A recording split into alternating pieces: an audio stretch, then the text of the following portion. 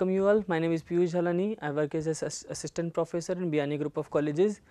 Today we are going to discuss about the working capital management, which is another part of financial management.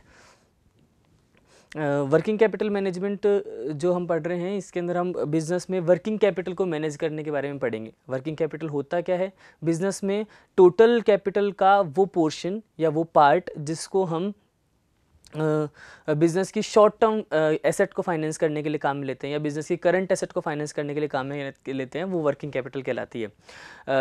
ये working capital को हम rotating capital या फिर ये कह सकते हैं सर्कुलेटिंग कैपिटल भी कहते हैं, क्योंकि ये कैश से स्टार्ट होकर के कैश में कन्वर्जन तक के जो पूरा प्रोसेस होती है उसके ड्यूरेशन में जो कैपिटल हम काम में लेते हैं वो वर्किंग कैपिटल कहलाती है. वो अपन ऑपरेटिंग साइकिल कॉन्सेप्ट जब हम पढ़ेंगे अभी उसके अंदर देखेंगे.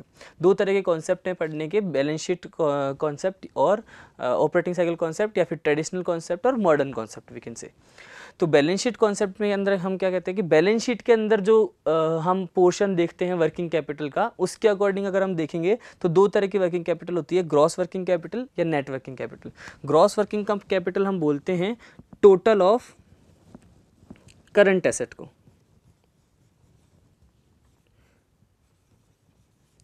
अगर हम बिजनेस की टोटल करंट एसेट का अगर सम बिजनेस की सारी करंट एसेट का अगर हम सम करेंगे तो वो कहलाएगी ग्रॉस वर्किंग कैपिटल.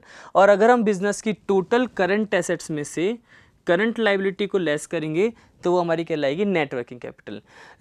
जनरली अगर हम बात करते हैं तो हम जो वर्किंग कैपिटल बोलते हैं current assets minus current liability, यानी कि बिजनेस की टोटल करंट एसेट्स में से अगर हम बिजनेस की टोटल करंट लायबिलिटी को पे ऑफ कर देंगे तो जो पैसा बचेगा वो बिजनेस की वर्किंग कैपिटल कहलाएगी. जनरली हम इस डेफिनेशन को काम में लेते हैं, लेकिन ऐसा नहीं है. इसके दो कॉन्सेप्ट होते हैं, एक ग्रॉस वर्किंग कैपिटल का, एक नेट वर्किंग कैपिटल का. जो हम जनरली पढ़ते हैं वो नेट वर्किंग कैपिटल है. अगर ग्रॉस वर्किंग कैपिटल की बात की जाएगी तो अगर हम टोटल ऑफ करंट एसेट को अगर उसका काम में लेते हैं या उसको पढ़ते हैं तो वो हमारी ग्रॉस वर्किंग कैपिटल कहलाती है. जो दूसरा कॉन्सेप्ट है वर्किंग कैपिटल को पढ़ने का ही, जो सिमिलरली काम करता है, बस ये हम बैलेंस शीट में जो आइटम्स को शो करते हैं उसके हिसाब से बनाया है, और ये जो दूसरा वर्किंग है वो उसकी प्रोसेस के हिसाब से बनाया है कि वर्किंग कैपिटल काम कैसे करती है. वर्किंग कैपिटल पूरे साइकिल की तरह काम करती है. जैसे जो अगर मैं देखेंगे तो 1 सेकंड प्लीज. हाँ, ऑपरेटिंग साइकिल कॉन्सेप्ट के अंदर अगर हम पढ़ेंगे तो ये कैश से स्टार्ट होकर के और कैश में कन्वर्जन तक का ही पीरियड है. कैसे? हम पहले कैश से सबसे पहले रॉ मटेरियल परचेज करते हैं. अगर हम किसी बिजनेस की बात करेंगे तो प्रोसेस चलेगी, सबसे पहले हम कैश से रॉ मटेरियल परचेज करेंगे. उस रॉ मटेरियल को हम WIP यानी कि वर्क इन प्रोग्रेस में डालेंगे, किसी भी प्रोडक्शन प्रोसेस के अंदर उसको डाला जाएगा. तो वही जो रुपए हमने कैश में जिस रुपए से हमने रॉ मटेरियल खरीदा था वो रुपए हम वापस से रॉ मटेरियल को WIP में कन्वर्ट कर दिया है. और वो WIP बाद में बन करके जो तैयार माल होता है उसको हम फिनिश गुड्स बोलते हैं. फिनिश गुड्स के अंदर कन्वर्ट हो जाएगा. ये कैश अब किस में कन्वर्ट हो चुका है? फिनिश गुड्स में. जब हम फिनिश गुड्स की सेल करेंगे तो इसके दो बेसिस हो सकते हैं, एक कैश बेसिस पर सेल हो सकती है और एक क्रेडिट बेसिस पर सेल हो सकती है. अगर कैश बेसिस पे सेल होगी तो हमारे पास क्या रिकवर हो गया? कैश. तो इस कैश से कैश में कन्वर्जन का जो प्रोसेस है, इसके अंदर हमने जो पैसे काम में लिए हैं, जो रुपए काम में लिए हैं, वो हमारी क्या कहलाएगी? Working capital. और अगर हमने इसको क्रेडिट पे बेचा है, दूसरी टाइप, तो क्रेडिटर से क्या बन जाएंगे? डेटर्स बन जाएंगे. और डेटर्स से क्या बन सकता है? या तो BR मिल सकते हैं, बिल्स रिसीवेबल्स, या फिर कैश मिल सकता है. और BR से भी अल्टीमेटली क्या मिलने वाला है? कैश ही मिलने वाला है. तो कैश से कैश में कन्वर्जन तक का पूरा प्रोसेस जो है वो क्या कहलाएगा? वर्किंग कैपिटल मैनेजमेंट या वर्किंग कैपिटल कहलाएगी. टोटल ऑफ वर्किंग कैपिटल कहलाएगा. ये अमाउंट जो हमने पूरे बिजनेस में इन्वेस्टमेंट कर रखा है वर्किंग कैपिटल में, जिसको हम दो तरीके से पढ़ सकते हैं. एक बैलेंस शीट से, जहां पर अपन टोटल ऑफ करंट एसेट को वर्किंग कैपिटल बोलेंगे, और दूसरा ऑपरेटिंग साइकिल कॉन्सेप्ट से, जिसके अंदर इस प्रोसेस के अंदर काम में लिया और रुपए जो है वो पूरा वर्किंग कैपिटल कहलाएगा. उस अमाउंट को एसर्टेन करना बिजनेस में बहुत ज़रूरी है, क्योंकि वर्किंग कैपिटल मैनेजमेंट में हम किसी भी चीज़ का मैनेजमेंट करने का मतलब होता है उसका एफिशिएंटली यूज़ लेना.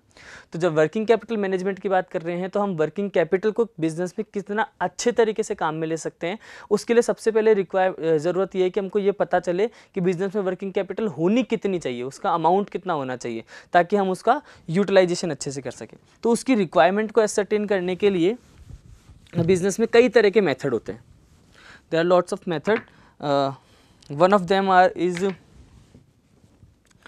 Percentage of sales method.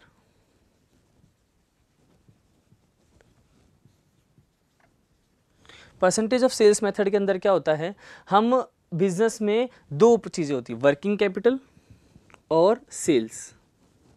जब हम वर्किंग कैपिटल और सेल के बीच में रिलेशन सेट कर लें इस तरह से कि सेल का कुछ प्रतिशत हम क्या मानेंगे, वर्किंग कैपिटल मानेंगे, तो क्या कहलाएगा वो, परसेंटेज ऑफ सेल्स मेथड। इसको एग्जांपल के साथ समझते हैं कि मान लिया कि सन 2016 में बिजनेस ने 20 लाख रुपीज़ की सेल की, और अगर 20 लाख रुपीज़ की सेल करने के लिए उनको वर्किंग कैपिटल जो बिजनेस में लगानी पड़ी वो थी 20,000, यानी कि उसका 10%। क्या है, 20 लाख का 10% 20,000, 20 लाख का 10% 20,000, यानी कि हमने एक रिलेशन सेट कर लिया वर्किंग कैपिटल और उसकी सेल्स के बीच में। अगर हम 20 लाख की सेल करेंगे तो हमको 20,000 उसकी वर्किंग कैपिटल चाहिए। तो अगर मुझे बिजनेस में एसर्टेन करनी है कि 2017 में मेरे को कितनी वर्किंग कैपिटल रखनी है बिजनेस में, तो मुझे क्या पता होना चाहिए, 2017 की सेल पता होना चाहिए। फॉर एग्जाम्पल, अगर बिजनेस में मेरी सेल मात्र 1 लाख रुपए की होती है तो उसका 10% यानी कि 10,000 मेरे पास क्या होनी चाहिए, वर्किंग कैपिटल होनी चाहिए। क्या होनी चाहिए, उसका 10% मेरे पास वर्किंग कैपिटल होनी चाहिए। Sorry that was 2 lakh. 20 lakh का 2 लाख अगर हम मानते हैं, 10% अगर हम वर्किंग कैपिटल मानेंगे, अगर हम मान रहे हैं कि 20 लाख का 10% 2 लाख उसकी वर्किंग कैपिटल है, तो अगर मेरी बिजनेस की सेल 1 लाख होगी तो मेरी वर्किंग कैपिटल बिजनेस में कितनी चाहिए होगी, 10,000 रुपये चाहिए होगी। इसलिए मैं क्या मानता हूँ, यहाँ पर मैंने रिलेशन सेट किया है सेल्स और उसकी परसेंटेज के बीच में। अगर हम दूसरा मेथड की बात करें तो दूसरा जो सबसे इंपॉर्टेंट मेथड आता है, इस तरीके से कई मेथड हैं वर्किंग कैपिटल को एसर्टेन करने के, जो सबसे इंपॉर्टेंट मेथड है वो ऑपरेटिंग साइकिल कॉन्सेप्ट के ऊपर ही बेस्ड है, जिसके अंदर हम डिफरेंट पूरे ऑपरेटिंग साइकिल के बारे में बात करेंगे। ऑपरेटिंग साइकिल हम किसको बोलते हैं, वही कैश से कैश में कन्वर्जन तक का जो पूरा प्रोसेस था, जिसके अंदर हम बीच में रॉ मटेरियल बना रहे थे, WIP यानी कि स्टॉक, फिनिश्ड गुड्स यानी कि another stock, debtors, bills receivables और एट द एंड कैश। ये सारी जो पूरी प्रोसेस थी ये मिलाकर के कौन सी प्रोसेस कहलाती है, पूरी जो सर्किल है ये कहलाती है ऑपरेटिंग साइकिल। इस ऑपरेटिंग साइकिल के थ्रू जो वर्किंग कैपिटल का एस्टिमेशन करेंगे तो वो कहलाएगा ऑपरेटिंग साइकिल के बेस पे वर्किंग कैपिटल रिक्वायरमेंट का एस्टिमेशन। उसके लिए हमको पूरी ऑपरेटिंग साइकिल कितने समय की है, कितने टाइम पीरियड के लिए, वो पता न चलना चाहिए। और वो पता लगाने के लिए हमको हर एक की रॉ मटेरियल का पीरियड, WIP का पीरियड, फिनिश गुड्स का पीरियड, डेटर्स मुझे कितने टाइम में वापस पे बैक कर देंगे उसका पीरियड, बिल्स रिसीवेबल मुझे कितने टाइम में वापस पे बैक कर देंगे उसका पीरियड, और इसके अलावा क्रेडिटर्स, इन्होंने मुझे कितने टाइम के लिए बिजनेस में पेमेंट करने की छूट दे रखी है उसका पीरियड, ये सब पता होना चाहिए। इसके बेसिस पे हम क्या निकालते हैं, ऑपरेटिंग साइकिल कॉन्सेप्ट से वर्किंग कैपिटल निकालते हैं।